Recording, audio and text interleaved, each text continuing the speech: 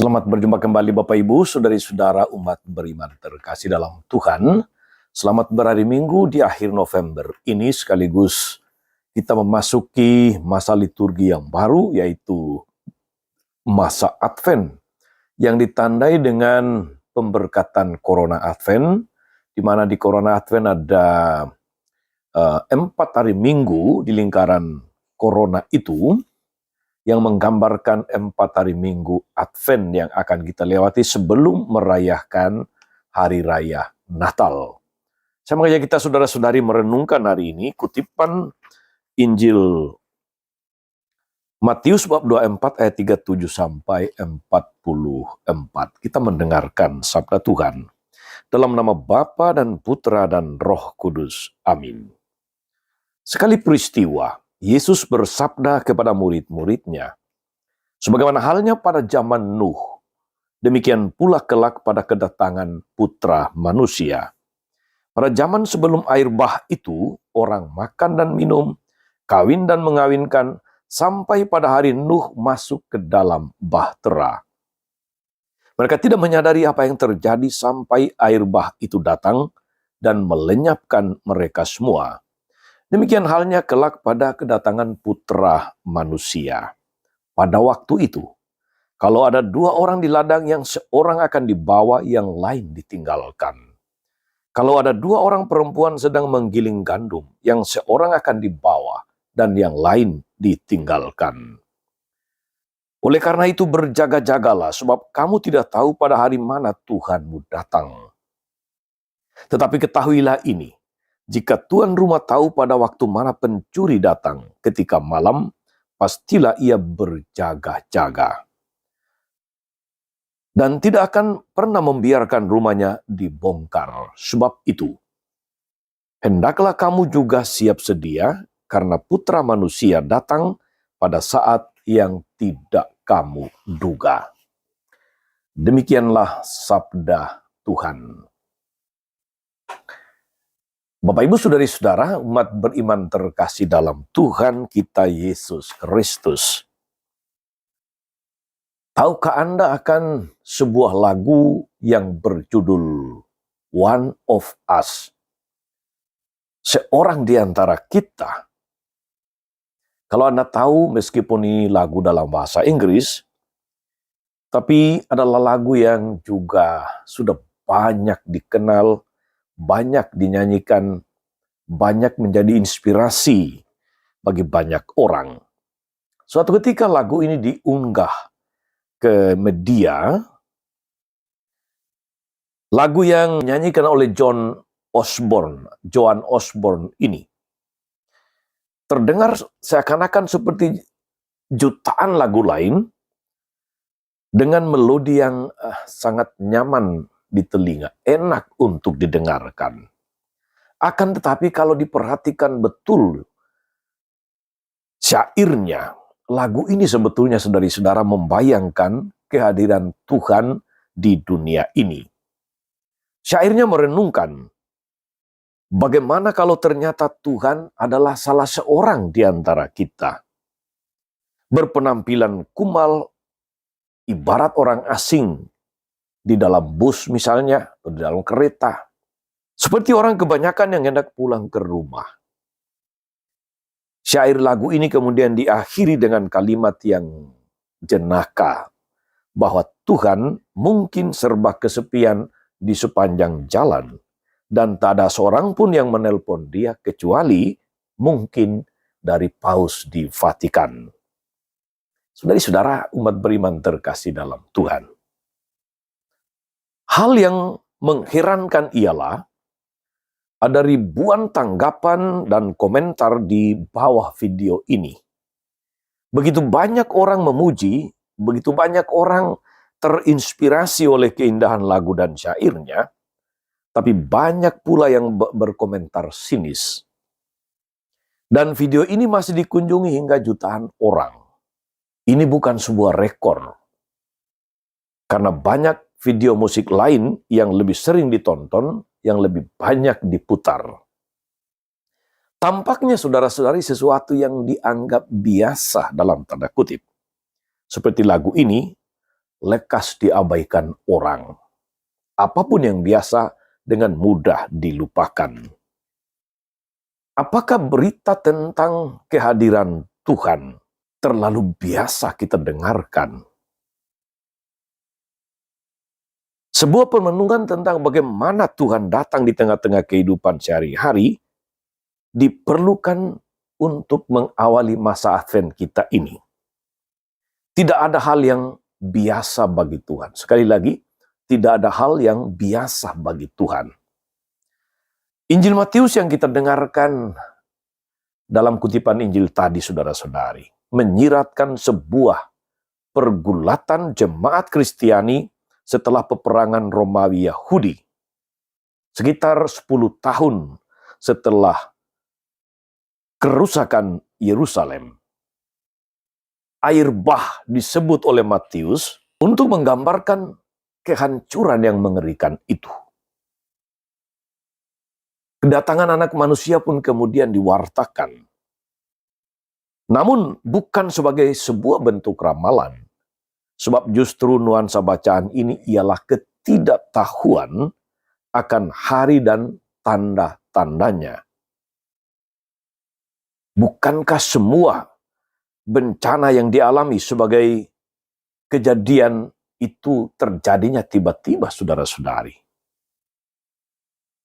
Tak ada orang yang siap di depannya. Katakanlah saat ini di Indonesia, di Pulau Sumatera, bencana banjir bandang, longsor yang telah merenggut banyak korban. Siapa yang pernah menduga? Siapa yang pernah mengantisipasinya? Tidak ada dalam kalender. Tapi tiba-tiba terjadi, dan itulah yang kemudian kita saksikan, saudari-saudara, di media sosial, di televisi, dan sebagainya. Mungkin gambaran yang kita dengar ini mengatakan sesuatu yang lain. Matius kemudian melukiskan keadaan-keadaannya yang tampaknya biasa. Orang makan dan minum, bekerja di ladang, di kantor, di mana saja. Orang kawin dan mengawinkan. 2 orang di ladang, 2 perempuan sedang memutar batu kilangan. Kedatangan Tuhan merujuk kepada kata parousia dalam bahasa Yunani. Dari kata para dan ousia yang berarti keberadaan bersama-sama. Kalau begitu, kedatangan ini akan terjadi secara misterius di tengah-tengah kehidupan sehari-hari kita. Kedatangan Kristus sesungguhnya adalah setiap saat, yakni persis ketika manusia sedang melakukan segala kegiatan sehari-hari, segala kegiatan yang biasa dalam hidupnya, dalam kesehariannya. Ketidaktahuan di sini, saudari-saudara, seharusnya mengarahkan orang kepada iman. Saudari-saudara, umat beriman terkasih, di masa kini, kehadiran seringkali dianggap perkara sepele. Semakin terkenal seseorang, semakin bisa membatalkan kehadirannya dalam suatu acara. Mereka yang pernah mengorganisasi acara besar dengan mendatangkan pembicara terkenal, dengan orang-orang yang katakanlah figuran, katakanlah aktor, aktris, pejabat tertinggi, pasti tahu betapa mencemaskannya berada dalam ketidakpastian soal kehadiran. Apalagi kalau itu sudah di menit-menit terakhir. Masalahnya ialah mereka harus berurusan dengan kekecewaan hadirin, kekecewaan para tamu undangan, yang mungkin sudah membayar mahal, yang mungkin sudah mengorbankan macam-macam kegiatan, urusan, untuk bisa mengikuti acara yang menghadirkan seorang yang terkenal itu. Sebetulnya, saudari-saudara, dalam kehidupan beriman kita pun, kita sendiri seringkali membatalkan kehadiran kita. Bahkan bisa hanya beberapa menit sebelum saatnya. Karena menganggap hal ini dalam tanda kutip sudah biasa. kita kehilangan dan betul-betul kehilangan perjumpaan yang mungkin seharusnya mengubah hidup kita. Keseharian memang bisa lewat begitu saja. Mungkin kekecewaan orang lain kita anggap sepele, dan mungkin keberadaan Tuhan yang menanti kita di sana tidak kita pikirkan sebagai hal yang serius. Saudara-saudara umat beriman terkasih, bagi sebagian orang, visi Yesaya dalam bacaan pertama terdengar naif. Tapi jika didengarkan kembali dalam kaitan dengan bab sebelumnya, mungkin kita akan berubah pikiran. Yesaya adalah seorang realis. Pada bab 1 dia melukiskan kekerasan, suap, pengkhianatan, dan penindasan yang seakan-akan sudah terlalu sering terjadi. Dosa sudah begitu parah, dibiarkan terjadi setiap saat. Menghadapi kenyataan yang sangat kelihatan, Yesaya atau sebenarnya Tuhan sendiri menjanjikan terang yang akan mengubah perang menjadi pekerjaan di masa damai. Tuhan akan datang dan itu menjadi satu-satunya harapan yang realistis di tengah-tengah ketidaktahuan akan apa yang harus dilakukan saat ini. Ketidaktahuan dan kecemasan mestinya memang mengundang iman. Saudara-saudara umat beriman terkasih, apakah kita dalam tanda kutip melihat seperti Yesaya? Advent, saudara-saudara, bukanlah masa yang kita mulai jalani secara otomatis dan seakan-akan seperti yang terjadi pada tahun-tahun yang lalu. Toh, setiap Advent akan ditandai dengan menyalakan lilin pada Corona Advent. Tiap minggu satu lilin dinyalakan. Advent, saudara-saudara, membuka mata dan hati kita pada hal-hal yang selama ini sudah kita anggap biasa. Termasuk setiap janji, termasuk relasi, termasuk komitmen kita kepada orang lain atau kepada Tuhan. Melihat dengan sepenuh hati sesuatu yang tampaknya sepele, itu akan mengubah cara hidup kita. Melihat kehadiran Tuhan di dalam bis misalnya, di tempat-tempat orang merasa kesepian, di tempat-tempat orang menjadi korban, di tempat-tempat orang merasa tidak dikasihi, akan mengubah cara pandang dan cara kita memperlakukan orang lain. Tuhan tidak pernah membatalkan janji kedatangannya. Tidak pernah. Bagaimana dengan kita, saudari-saudara? Umat beriman yang diberkati Tuhan, Yesus akan datang. Bukan sebagai sosok orang asing, melainkan seperti salah seorang dari kita, one of us.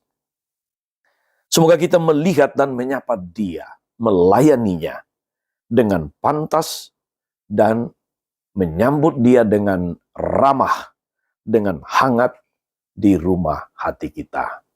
Selamat memasuki masa Advent. Semoga segala sesuatu yang biasa yang kita lakukan menjadi kesempatan kita berjumpa dengan Tuhan. Tuhan Yesus memberkati. Amin. Tuhan Yesus Kristus, kami bersyukur karena kami boleh kembali mengalami masa Advent, masa khusus, masa persiapan rohani menyambut kedatangan-Mu. Semoga Advent kali ini tidak menjadi Advent-Advent yang seakan-akan rutin otomatis kami rayakan, tapi menjadi suatu momentum istimewa kami boleh berjumpa dengan Engkau di dalam setiap aktivitas, dalam setiap kegiatan, dalam setiap keseharian kami yang nampaknya biasa. Semoga semua kesempatan ini, perjumpaan-perjumpaan ini, kami maknai sebagai kesempatan berjumpa, melayani, dan memuliakan nama-Mu. Terpujilah Engkau sepanjang segala masa. Amin. Saudari-saudara sekalian, berkat Allah turun atas saudari-saudara.